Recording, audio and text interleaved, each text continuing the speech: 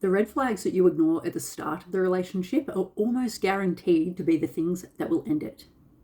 If we enter into relationships and our attachment system is bubbling away relatively unchecked, it has the potential to be operating a little bit in overdrive, which is where things can creep away on us and begin to erode the relationship even before it's gotten off the ground. If you are more anxious leaning, you are more likely to minimize problems because you are seeking closeness. Now, if you're more avoidant leaning, you may brush these problems off because you don't want to deal with the discomfort of having that conversation.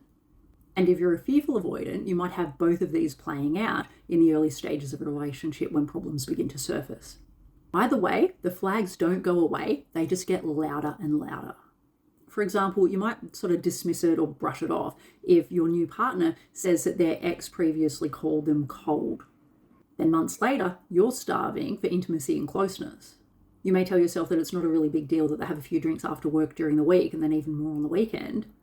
Fast forward a few months and alcohol is the third person in your relationship. Maybe they were fresh out of a breakup, convincing you that they were over their ex. Then weeks or months go by and you realize that you are in a rebound dynamic competing with the ghost of their ex. Or you may be dismissed early on in the piece for being too sensitive and overreacting. And at first, you may brush it off and think, oh, maybe I am overreacting a little bit, but then over time, realize that you are being chronically invalidated for even having reasonable needs and expectations for emotional safety. The truth is, these early moments tell us almost everything that we need to know about the person that we are dating. But our nervous system, if we are still sitting in our insecurity, is wired for survival, and it will often convince you to stay. Now, yes, there may be some instances where it does change, but more often than not, it won't.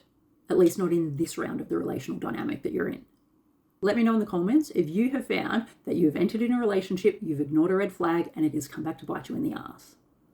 The reason I'm asking this is so other people in the comments will realize that they are not alone. It is not a failure on your behalf, but it is certainly a learning experience.